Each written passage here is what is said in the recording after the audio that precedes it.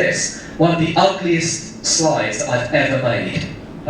So forgive me for my total lack of artistic merit and creativity.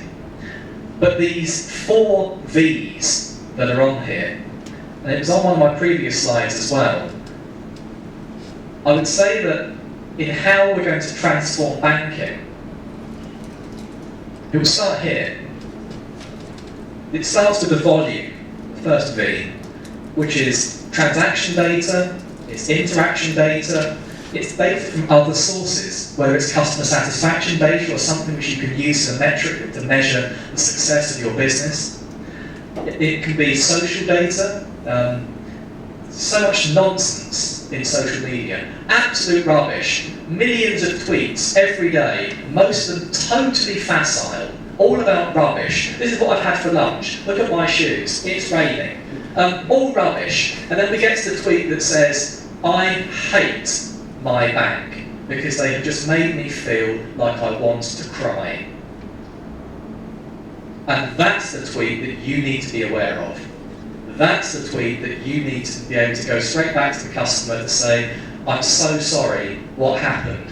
And if the customer says, I banged my foot on the door, it really hurt, or they say, I had a terrible experience with your lending officer, that's when you start to get value from your social data.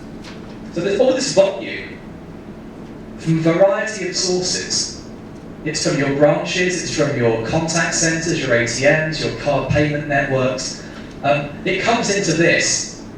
It's ugly on the slide and it's ugly usually in reality, which is your sort of corporate data warehouse. Lots of data records, big databases everywhere, lots of it unstructured. Takes big project to try and sort that out. But it's there. It's in your data architecture, in your data warehouse. And it's been delivered at high speed. The volume, I was told off years ago for using this expression too much, but it is like taking a drink of water from a fire hose.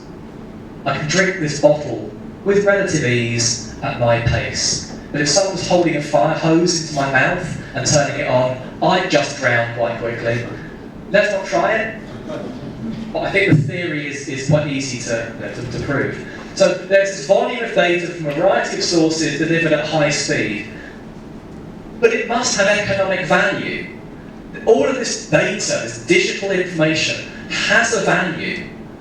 All of that information, understanding things like customer sentiment. What does your customer really think about you?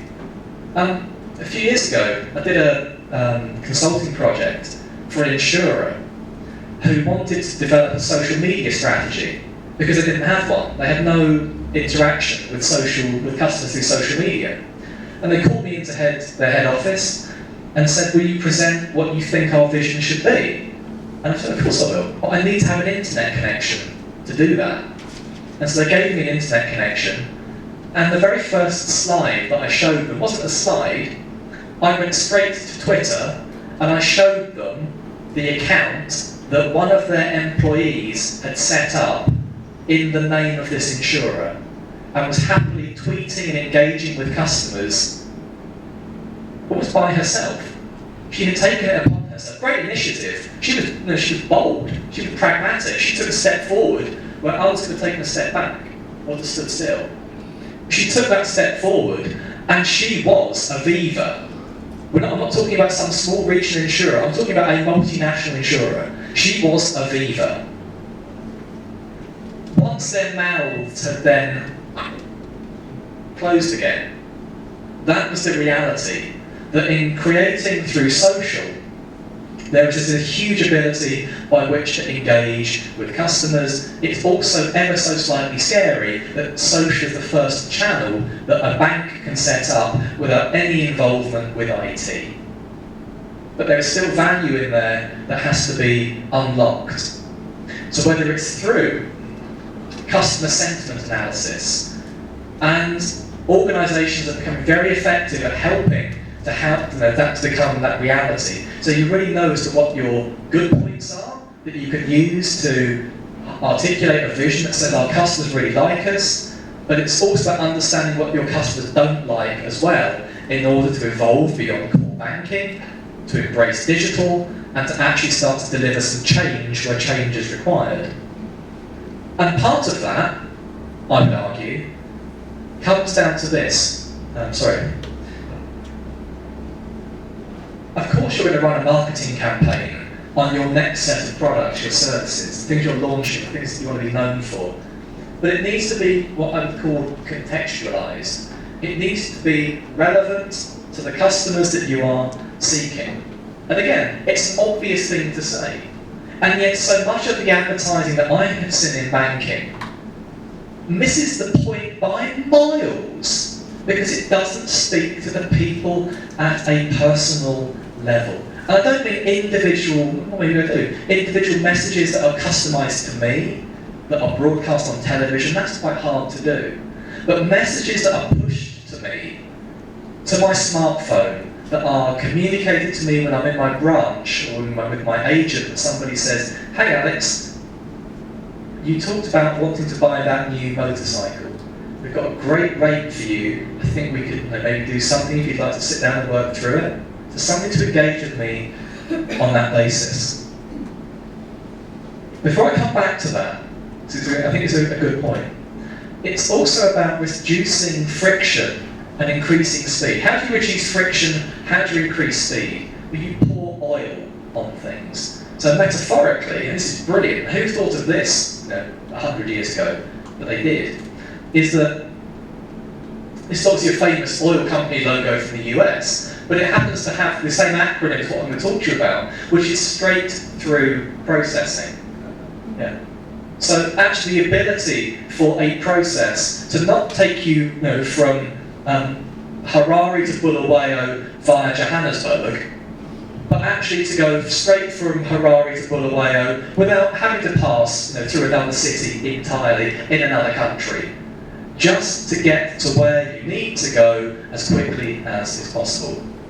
And I know you know this, but one of the things that Mises has never really articulated is this idea that our software actually is a very big enabler in making that straight-through processing a reality.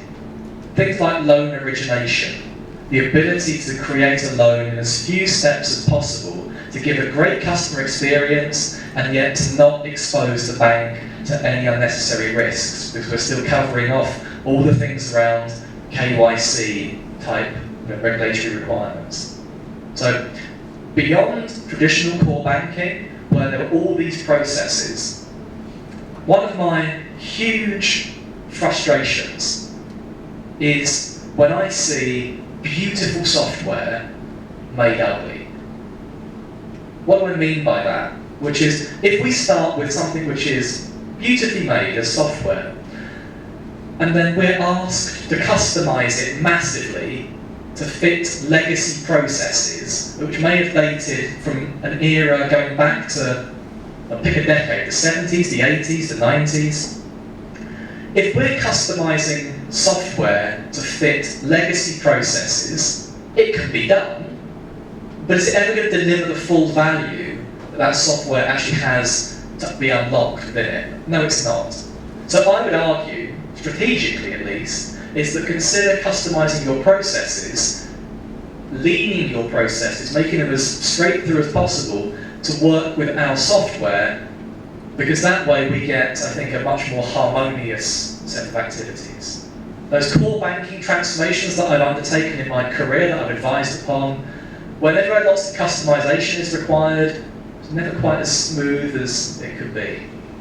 So think of it in terms of straight through processing. Think of it in terms of evolving core banking by how you can change your processes to fit technology and not constrain technology by perhaps not the most straight-through processes that exist today.